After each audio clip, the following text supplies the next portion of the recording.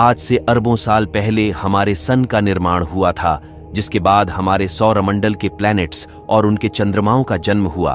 फिर जो पदार्थ बच गए थे उससे विभिन्न प्रकार के छोटे बड़े पिंडों का निर्माण हुआ जो हमारे सन को ऑर्बिट कर रहे हैं, जिनमें कुछ ऐसे ऑब्जेक्ट्स भी शामिल है जो काफी रहस्यमयी है।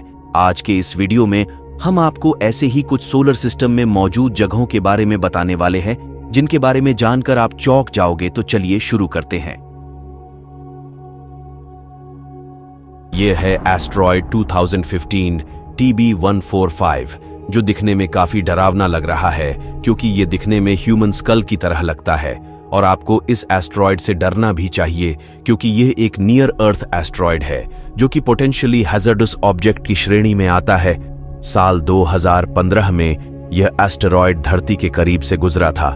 तब यह धरती से 1.2 लूनर डिस्टेंस पर ही था। इसका डायमीटर करीब 650 मीटर है, जो भविष्य में पृथ्वी के लिए खतरा बन सकता है। यह है आयो, जुपिटर का एक चंद्रमा। यह एक काफी विचित्र सी दुनिया है जिस पर आपको ऐसे फीचर्स देखने को मिल जाएंगे जो काफी हिंसक होने के साथ मजेदार भी हैं। आयो जुपिटर का तीसरा सबसे बड़ा चांद है जिसकी खोज साल 1610 में गैलीलियो ने की थी। यह हमारे सौरमंडल का सबसे ज्यादा ज्वालामुखीय गतिविधि वाला पिंड है जिस पर सैकड़ों ज्वालामुखी मौजूद हैं। इसके वॉल्केनो से निकलने वाले लावा फाउंटेन्स कई किलोमीटर ऊपर तक पहुंच जाते हैं। आयो पर इस तरह की रिमार्केबल एक्टिविटी का कारण जुपिटर और इसके दो बड़े चंद्रमा यूरोपा और गैनीमीड है, जिनके ग्रेविटेशनल टग ऑफ वॉर में आयो इस तरह से फंसा रहता है कि इस चंद्रमा की आकृति बदलती रहती है, जो इस चांद के इंटरनल भाग को पूरी तरह गर्म कर देता है। इस तरह के हालात में आप आयो पर किसी तरह के जीवन की उम्मीद नहीं कर सकते। आयो जुपिटर का तीसरा बड़ा चांद है और जुपिटर से दूरी के अनुसार 5वें स्थान पर आता है। इस चांद का एक हिस्सा हमेशा ही जुपिटर की ओर रहता है। आयो पर आने वाले टाइड काफी बड़े हैं, लेकिन ये किसी पानी के नहीं बल्कि खुद इस चांद का सरफेस है जो जुपिटर के ग्रेविटेशनल खिंचाव के चलते पूरी तरह से उभर जाता है।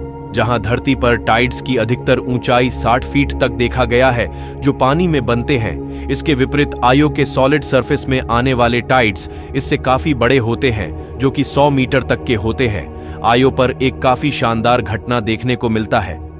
आयो जुपिटर के मैग्नेटिक फील्ड से होकर गुजरता है जिससे इसके सतह पर 4 लाख वोल्ट का विभवांतर उत्पन्न कर देता है, जिससे 3 मिलियन एम्पियर तक का धारा उत्पन्न हो जाता है। अर्थात आयो एक प्राकृतिक विद्युत जनित्र की तरह व्यवहार करता है। आपको तो यह पता ही है, हमारे सौरमंडल के प्लैनेट वीनस और मर्क्यूरी को छोड़कर सभी ग्रहों के पास अपना अपना चांद या नेचुरल सैटेलाइट्स मौजूद है। पर क्या आपने कभी सोचा था कि किसी एस्ट्रॉयड का भी अपना चांद हो सकता है? यह है एस्ट्रॉयड 243 आइडा, जो कि मार्स तथा जुपिटर के कक्षाओं के बीच मौजूद एस्टेरॉयड बेल्ट का सदस्य है। साल 1884 में एस्ट्रोनॉमर जोहान पलीसा ने इसकी खोज की थी, लेकिन तब इसके चंद्रमा के बारे में पता नहीं था। साल 1993 में नासा का गैलीलियो स्पेसक्राफ्ट जब इसके करीब से गुजरा तब इसको ऑर्बिट करता हुआ एक नेचुरल सैटेलाइट का पता चला जिसका नाम डैक्टिल है। एस्टेरॉयड 243 आइडा का डायामीटर 56 किलोमीटर का है, जबकि इसको जो मून ऑर्बिट करता है उसका आकार करीब 1.5 किलोमीटर का है। यह हमारे सौरमंडल में एक ऐसी जगह है जहां पर वैज्ञानिकों को काफी उम्मीद है कि यहां माइक्रोबियल लाइफ मौजूद है। वैज्ञानिकों ने इस जगह पर जीवन के लिए जरूरी बहुत सारी केमिकल्स को ढूंढ निकाला है और साइंटिस्ट्स का तो यह तक कहना है कि इसके सतह के नीचे लिक्विड वाटर भी मौजूद है। यह जगह कहीं और नहीं बल्कि हमारे सौरमंडल के दूसरे सबसे बड़े ग्रह शनि ग्रह का एक चंद्रमा है। यह है एनसेलाडुस मून, जिसे कई स्पेसक्राफ्ट्स के द्वारा अध्ययन किया जा चुका है, जिनमें से नासा का कसीनी स्पेसक्राफ्ट भी एक है, जिससे इसके बारे में काफी कुछ जानने को मिला है। साल 2015 में नासा के इस अंतरिक्षयान ने एनसेलाडुस के सतह से वाटर वेपर को अंतरिक्ष में जाते हुए देखा, जो इस चंद्रमा के जमीन के अंदर से निकला था। इसमें कैसिनी ने मॉलिक्यूलर हाइड्रोजन को डिटेक्ट किया, जिसका इस्तेमाल कुछ माइक्रोब्स एनर्जी के सोर्स के रूप में करता है।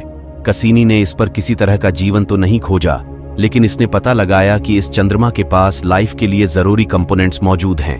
एनसेलाडुस हमारे सौरमंडल के सबसे रिफ्लेक्टिव ऑब्जेक्ट्स में से एक है। यह सन से आने वाले 99% लाइट को रिफ्लेक्ट कर देता है। इसकी खोज साल 1789 को की गई थी। इसका डायमीटर 500 किलोमीटर का है।